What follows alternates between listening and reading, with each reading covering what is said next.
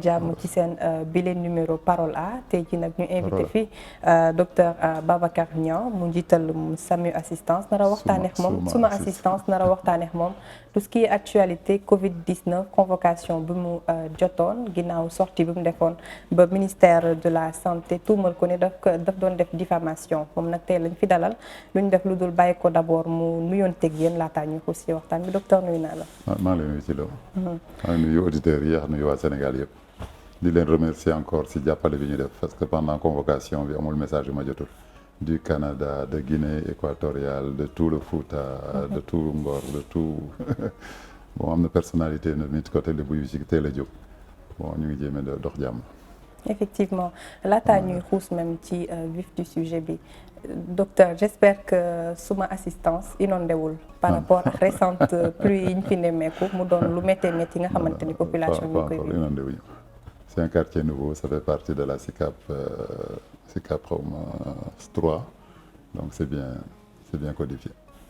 tey jii gis nañ ni sénégalais yu bëri ils vivent dans le calvaire ndax manque assainissement yow nan nga jàngatee bile situation. bon bi ma gisee bi passé de temps envoyé naa un petit mot rek l'urgence est à la mode dëkk bi yëpp moo nekk en urgence.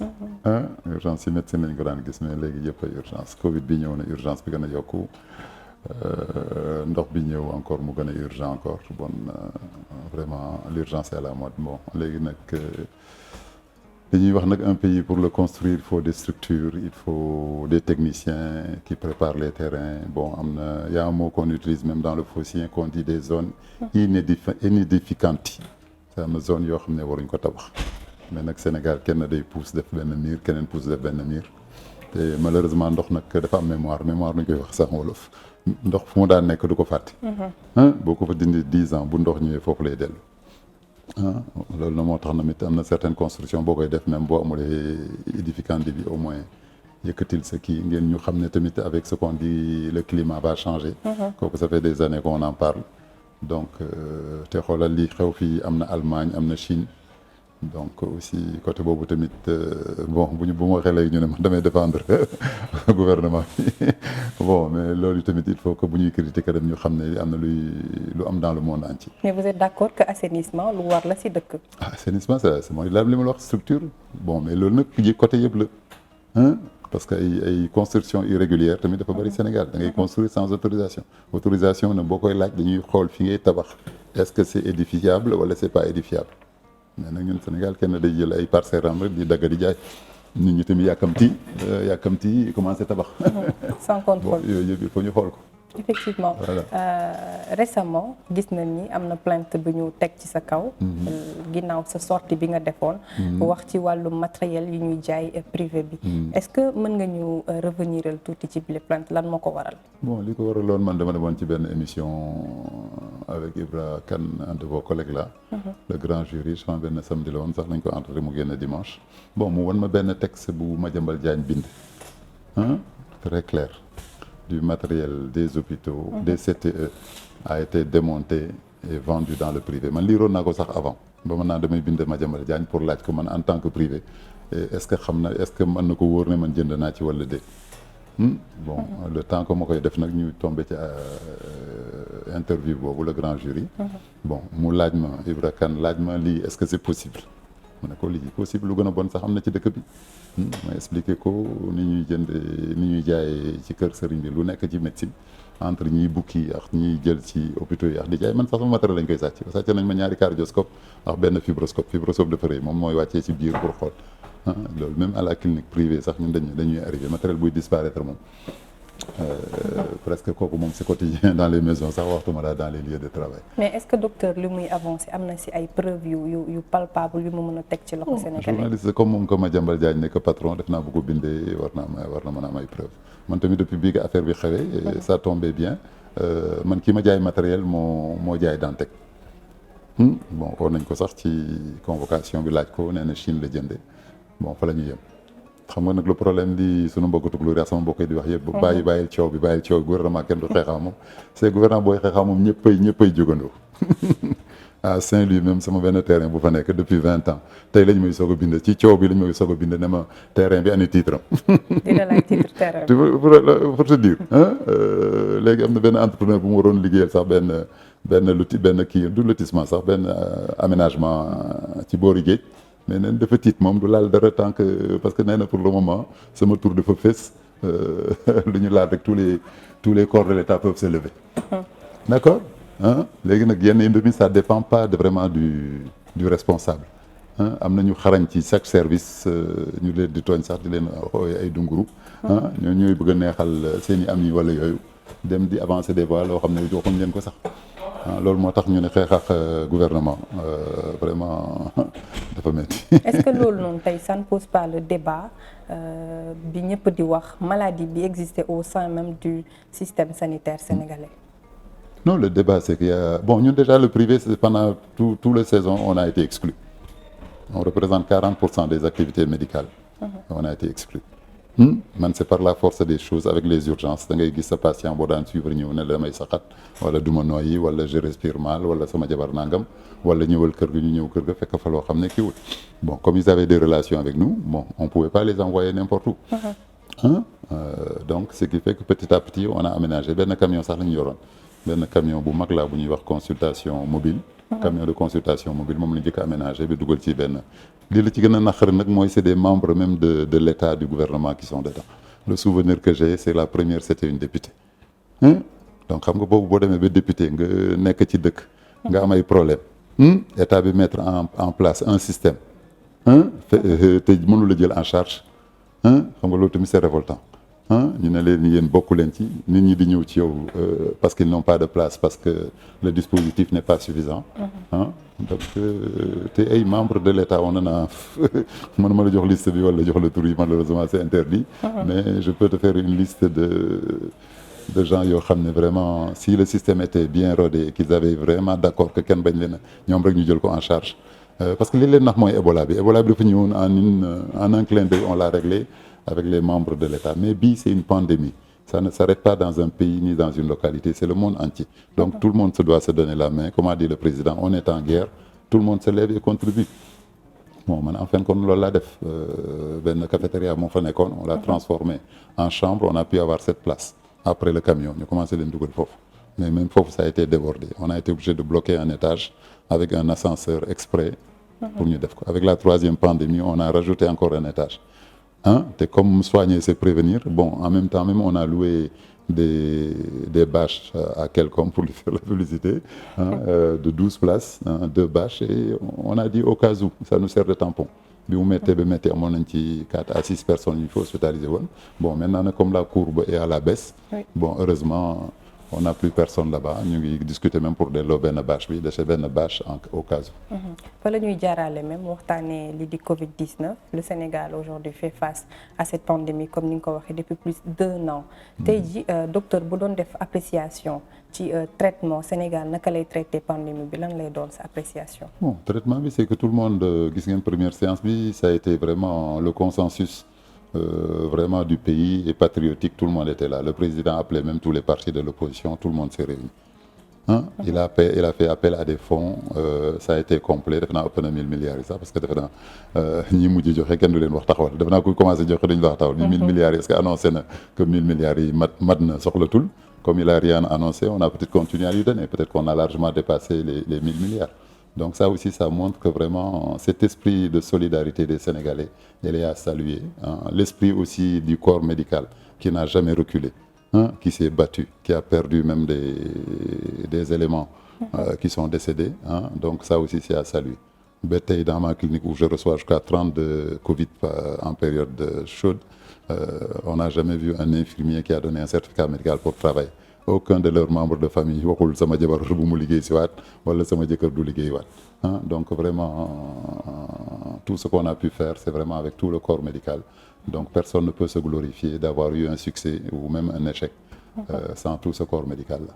Effectivement, ci sa clinique même déjà on traite des cas de Covid-19. Est-ce que parfois il vous arrive d'être un peu impuissant par rapport à la flambée des cas wala cas graves yi nu muy bëree ci seen secteur? Impuissant c'est parce que bu nit deewee moom c'est de l'impuissance Donc si je vous dis qu'un jour en 24 heures on a eu 3 décès le matin et 4 dans la nuit, donc c'est révoltant, c'est une impuissance, mais on a fait nag tout ce que le processus le consensus actuel de traitement de la maladie demande, avoir de l'oxygène, avoir les 2 ou 3 antibiotiques, avoir les corticoïdes, les mettre dans des bons lits, avoir même du matériel de réanimation pour intuber et mettre sous assistance respiratoire. Donc ça aussi, on est un peu à l'abri dans le sens où la médecine dit on a une obligation de moyens, mais pas d'obligation de résultat. Donc kooku boo ko traduire wolof mooy yàlla moo yore bakken ñun dañuy faj rek. Donc moo tax ñi décédé aussi foofu la ñu mujj jàpp pour remonter sunu moral tuuti. Je sais pas si vous avez vu contribution bu Diégui Diop def par rapport ak seen secteur par rapport ak yow. suma assistance dafa bind texte. pour révolter wu. selon elle. dafa am ay lenteurs yi ñuy noter par rapport ak maladie bu ñu ñëwee la manière dont vous traitez les malades. lan nga wax il faut mu jox ma détail est-ce que dañ ko yéex a jël wala dafa nekk ci néeg traitement am ñëwul soo ko fu mu jox ma détail ci plainte bi mais plainte yooyu man loolu laa bëgg ni may waxee ni nekk alerteur. En fait c'est pas une plainte mais c'est juste une contribution. Mais lenteur comment s'il y a 50 personnes devant lui on va pas les sauter.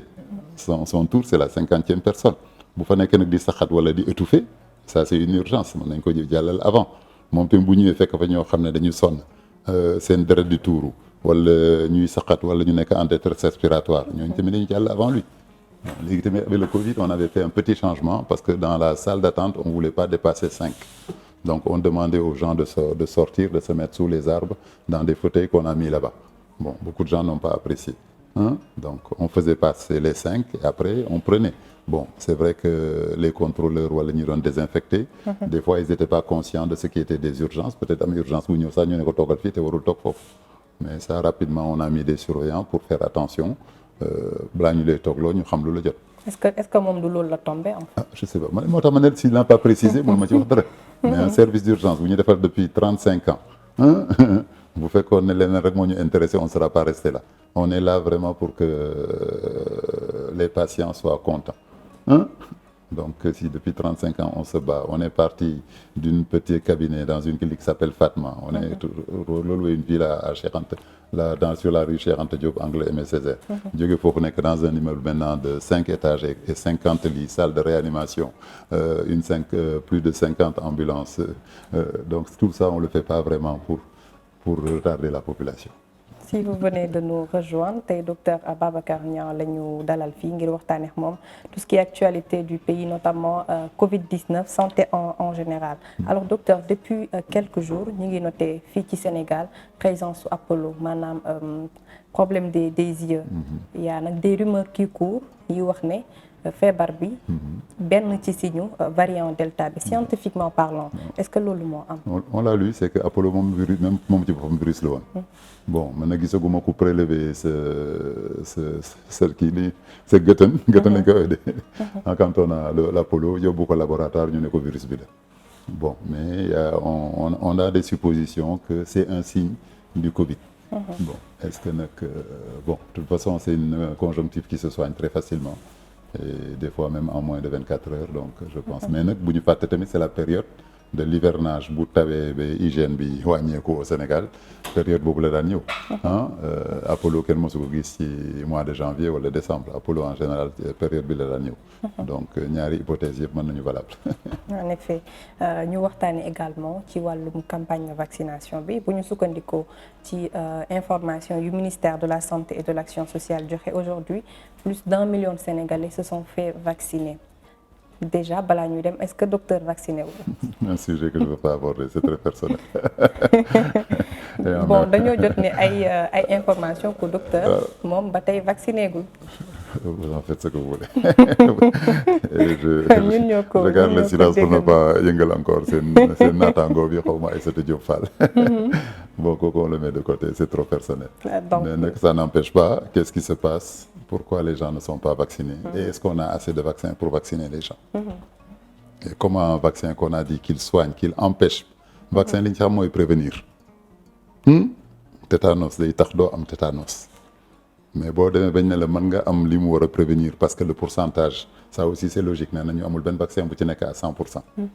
mais bu nekkul en 100% te mën a régler ñu ne ñu nag ku vacciné wu léegi vaccin bi dina la dimbali ba doo bokk ci cas grave yi bon am na ñu si rajouté sax doo dee kooku moom xam na ça dépasse dire que doo dee moom xam na mais boo jàppee maladie bi doo denk dans les cas graves doo nekk en réanimation bon quand même ñi mu ngi noonu daal bon en tout cas il y a ces 3 éléments qui sont là pourquoi la population 1 million c'est petit quand même. Pourquoi déjà on est 17 millions on est 17 millions. Sur 17 millions 1 million c'est truc est-ce que communication ne dafa am problème Covid bi dañu yàgg am problème ne man wax naa la ko déjà le corps médical c'est un problème sanitaire sur le corps médical a été un peu mis sur le banc des remplaçants.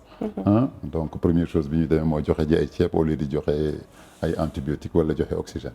kooku déjà gis nga c'est récemment nag après presque ma convocation là qu'on a eu une très bonne réaction du président qui a accordé déjà l'oxygène devient gratuit autant dans le public que dans le privé donc je pense quand même et réunion yi tamit commencé ñu am na réunion bu waroon a am je pense vendredi dernier entre le ministère et tous les réanimateurs et urgentistes du Sénégal à travers une société qui s'appelle Socear. Bon, dans les communications, on a vu aussi que je suis plus seul pour alerter. Le professeur Seydi, de toute façon, mosul woon arrêté malgré les problèmes qu'il a avec la tutelle.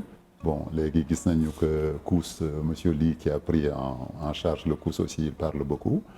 Am na benn médecin réanimateur aussi bu defoon même benn article directement au président en lui demandant si on n'allait pas confiné donc je pense que joxe naa exemple bi mais defe naa léegi du ñu bàyyi kenn mu continuer surtout que nag da ngay gis sa population surtout médecin di ko naqari mooy nga xam maladie yi nga war a am ay moyens pour faj ko ñu di la ko tere parce que tere bi presque loolu parce que ñun dañuy waxoon ne parfois je dis parfois c'est frustrant. Non, c'est même pas frustrant, c'est révoltant. C'est plus que frustrant.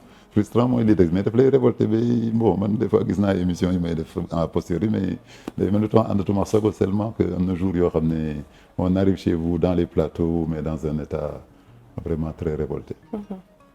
ba tey ñu wax ci vaccin yi déjà on a vu que professeur Seydi tout le temps dafay génn di alerter di wax mais à chaque fois bu génnee tutelle bi da koy naqarlu aujourd'hui la question se pose encore est-ce que ci vaccin yi wala ci vaccin yi wala ci secteur bi ci globalement première fois mooy bi mu demee Casamance fekk ay respirateurs yu baaxul mu wax ko ñu ne ko waroo ko wax effectivement globalement deuxièmement bi moom mujj wax affaire oxygène yi avant ma koy emboîter le pas que mais moom sax état bi la waxoon dafa am problème dans les hôpitaux man ma ne l'oxygène est trop cher il faut aider même les gens du public mais gisee boobu tamit daf ci amoon problème avec le ministre ba le directeur de l'hôpital de Fann aussi jàppale ministre bi ne non c'est pas vrai bon dégg naa récemment Ndiaye aussi de la direction de l'épidémie ne y a aucun problème sur l'oxygène mais en finalité dañu dem réquisitionner oxygène de tous les constructeurs jëndaat ay centrales. daal di ko teg bon man daal moo tax waxtaan ak gouvernement dafa xel. loolu tax sax les Sénégalais parfois est-ce que duñu am dëgg ci yéen pour dire que système sanitaire bu Sénégal des na lu bari. parce que comme par exemple ku mel ni yow bu génnee wax wala ku mel ni professeur Seydi génn wax tutelle bi révolté woo. loolu je pense que dafay gën a jox population bi dëgg ci seen kaw. waaw c'est ça parce que ñi war a faj. bu ñu demee bay wax benn administration mu ñëw boo xam ne c'est pas son domaine ñëw di ci dugg c'est bon dafa manque de respect la mais te population bi ñu ngi koy xool moo tax aussi li ma leen di wax est-ce que bon on a parlé de politico-sceptique c'est du politico-sceptique xaw ma scepticisme voilà c'est politico-scepticisme est-ce que la population n'a pas un scepticisme par rapport à tout ce que fait le gouvernement en particulier nag maintenant dans la santé. Bon, est-ce que c'est un manque de communicants? Est-ce que c'est des choses qui sont passées? Les 1000 milliards kenn xamagul fu mu jaar le comité de contrôle commencé na désigner ay ministres yu lekk wala yu lekkul les médecins qui parlent là aussi am nañu ci jot ay 1 milliard. Un professeur qui a reçu 1 milliard. On lui a même pas dit qu'est-ce qu'il doit faire. Et ce professeur toujours nga dégg ko nu muy wax vaccinez-vous. te muy génn di wax ci télé. Bon alors que même télé kay parce que moo jëkk a wax ci troisième kii bi. Parce que xam nga troisième kii bi bon le gouvernement n'a pas pu parler troisième kii sax mu de vague bi troisième kii aussi il s'est passé quelque chose donc il y a eu des manifestations avant des réunions des sorties politiques kii bi troisième vague bi ñëwee c'est pas du ñoom mënoon a wax ne toog leen seen kër wala bu leen bouger bon tabaski bi ñëw tamit kenn deful dara donc et un de ses professeurs l'a parlé, presque le premier. Mais kooku il paraît qu'il a reçu 1 milliard où il devait faire des travaux dans son laboratoire ou dans son bureau bon 1 milliard daal ba léegi xamuñ ko, ça c'est marqué dans les éléments de. est-ce que mën nañ xam professeur boobu kan la. loolu nag mooy indi convocation yi bi ma demee. ça devient nee nañ ma xam nga le problème aussi même de cette convocation c'est que li ngeen di wax affaire bi accusation bi lan la encore. yàq turu nit. yàq diffamation. diffamation bi foog nga tudd nit ki xam nga ci procès boobu yëpp tudduma kenn. ci processus boobu. dañu ne am na ñuy jaay bi mu ngi am Sénégal. mais la première chose balaa may mën a accuser de diffamation il faut ma tudd sa tur. on diffame quelqu'un. D'accord bon fii nag bu ñu tuddee turam day mel ni diffamation. mais ça devient inquiétant ñi waroon gérer système sanitaire bu ñu leen joxee xaalis à ce que ñu noppi. loolu aussi c'est autre chose. en tout cas mu ngi noonu man de xam naa naruma noppi. au contraire moo tax ñu bëri di la passé kontaan naa vraiment maa ngi remercier même le ministre de la santé engagé pas activiste. ok commencé wul fii parce que Eva Marie Coll doit se rappeler de moi on était les premiers à faire des stages à Fann. boobu professeur Iba Mar Diop mu ngi dund madame kii nekk notre nouvelle tutelle madame Eva Marie Coll nekk fa assistante. ñun ñoo commencé jël sunu balai di nettoyer toilette bi. ñu convoqué ñu ne ñu bàyyi leen toilette du seen liggéey ñu ne ñun ay médecin lañu da ngeen ñu jàngal comme mënuñu faj fu setul. yéen ñu ko jàngal professeur docteur Eva Marie Coll boobu docteur la woon sax dama nekkul professeur. voilà mais ñu ne ko ñun daal bu setul ñu kii ñu ne mën nañu bon y a quelqu'un qui est chargé de ça yéen toog leen fële ngeen di livre di toppatoo seen i malade. ñu toog 2 semaines on a vu que ça ressentait mauvais on a recommencé c'est au bout de la 2e semaine que la personne qui doit nettoyer est venue régulièrement le temps qu'on était là-bas xaw ma nag si ça continue bon xam nga les toilettes des hôpitaux je pense que c'est autre chose. on a tous eu même si c'est une fois pendant les 2 mois ou 3 mois qu'on était mën a Dantec sax hôpital de Fann. pendant la période jëm ci yàlla ji monsieur Diop. professeur Diop en même temps Eva Marie Coll je ne sais pas si elle se rappelle de nous mais kooku ñu man la woon avec un de mes collègues donc bi ma commencé donc il faut pas penser que c'est maintenant rek que j'ai commencé à m'engager dans l'intérêt collectif et dans l'intérêt surtout de la médecine des conditions de respect de la médecine. kon yàgg na datewul tey mais depuis lors est-ce que gis nga ci satisfaction wala yow c'est quoi la solution définitive pour que système sanitaire bu Sénégal mën a méngoo yeneen dëkk yi. non le système bi ñu ciy wax kooku moo tax ma ne la il faut continuer le combat et si je vois encore des médecins sortir et commencer à s'impliquer c'est bien parce que le problème c'est même pas cette Covid bu ñu la joxee exemple que ñun on reçoit des stagiaires qui se forment à des spécialités des Marocains et des Tunisiens qui viennent ici au Sénégal. On les forme en 4 ans. gis nga professeur bi leen di former bu ñu ñibbee moom moo leen di yónnee ay malades. et récemment laa tase kenn nag qui travaille même dans le gouvernement. qui m'a dit moom mosoon na nekk Maroc. Maroc boo paree chaque diplôme. tout ton matériel bi nga soxla. dañ la koy jox. les 70% sont donnés par l'État les 30% sont donnés par une banque. yow sa diplôme rek ngay wane sa diplôme dañ koy valoriser mu am potentiel xaalis. donc voyez noonu lay demee. donc c'est pourquoi au Sénégal nag man j'ai l'impression le corps médical dañ leen soxraatu dañ leen iñaane parce que c'est le seul vraiment on est la première faculté de médecine de l'Afrique de l'Ouest. tey Côte d'Ivoire raw nañu moo ñu jëkk am SAMU. léegi Mauritanie sax bi passé on devait aller chercher un malade là-bas un Turc qui pensait que le Sénégal était mieux doté que le Mauritanie. Les services sanitaires m'ont demandé qu'est-ce que j'allais faire dans ma clinique pour prendre en charge ce malade-là. Quand ils ont regardé leurs possibilités, ils ont dit aux Turcs là jarul ngay dem fa lañ ko mujj faje. Et la famille qui était au Sénégal qui était à côté de lui m'ont dit tout s'est bien passé. te bizarrement boo demee université Cheikh Anta Diop fii faculté médecine tu vois qu'il y a plein de Marocains il y a plein d'autres nationalités yi ñëw jàng. je vous dis alors que après ñun buñ paree buñ amee ay malades on est obligé ñu yóbbu leen seen dëkk alors que fii lañ jàngee. non médecine sax dafa yàgg nekk Sénégal yi bëgguñ ko. moi je me rappelle bi ma nekk première année on était 40 Sénégalais sur presque 150 étudiants. À cette époque-là, je crois qu'il y avait le Rwanda même qui nous envoyait les membres de son pays, mais il y avait tous les pays de l'Afrique de l'Ouest qui étaient là. Mais ñooñu ñëpp mujj nañu am université léegi ba vraiment exceptionnel lañu. En tout cas Maroc tamit des grands étudiants yi ñoo bari. C'est pas que amuñu moyen wala amuñu faculté, mais étudiants yi ñoo bari ba ñu amoon accord ak Sénégal ñu ne bon ñi amul place foofu mën nañ ñëw fii. Mais ñooñu ku ci ñibbi suñu évacuation sanitaire ñu moom lañ ko yóbbul. te dafa ñëw nekk xale bu ndaw jàng ci ñun mais boo demee cabinet wala si qu'est-ce qui nous manque nous le Sénégal qu'est-ce qui manque au Sénégal.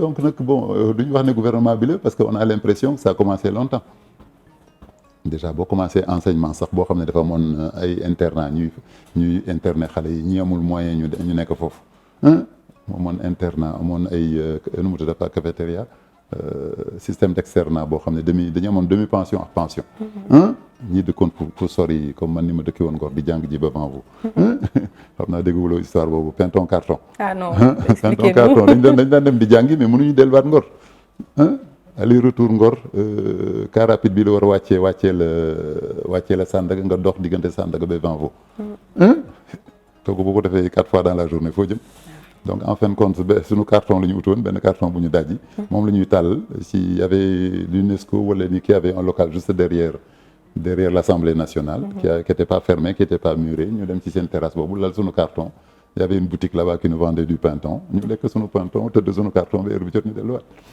donc bëggoon nañ xuus ba si kanam mais xam naa dernière question bi rek laa lay poser parce que heure journal bi léegi mu ñëw.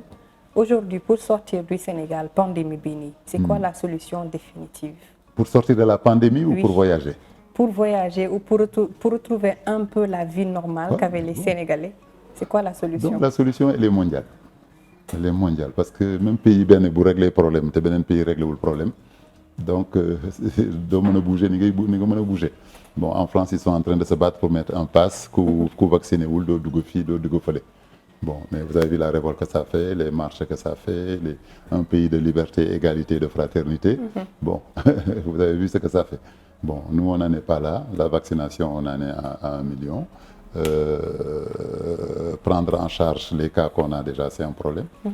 Avant samedi, j'ai eu malheureusement un décès parce que notre réanimation, les respirateurs ne fonctionnaient pas et on n'a pas eu de place dans un autre hôpital pour transférer ce malade-là.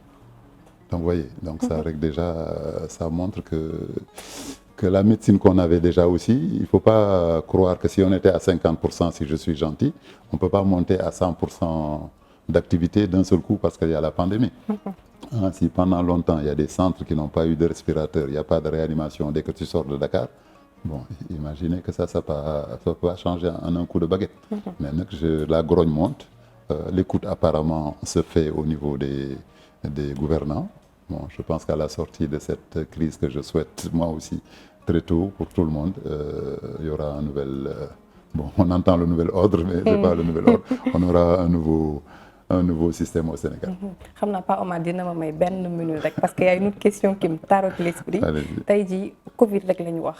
On ne parle plus beaucoup de cancer, on ne parle plus beaucoup de hypertension. Est-ce que ñu ngi prendre en charge comme il le faut ces 4 maladies-là dans les hôpitaux? Ils sont là, mais le problème est qu'il faut qu'on les voie. Il faut qu'on les voie. Ñoom seen bopp dañu ragal hôpital. Mooy am na ordonnance beaucoup qu'on a refait par téléphone. Donc, dimbale ma sama ordonnance, envoyé ma ko par téléphone et on le suivait, on les connaît. Bon, heureusement, nous, on fait ce qu'on appelle la visite à domicile. Bon, ñi nangul ñëw des fois, on y va. Mais est-ce qu'ils ont confiance, même quand on sort d'un hôpital pour venir les voir? Bon, on enlève les tenues qu'on portait à l'hôpital, on fait une autre tenue pour aller les voir.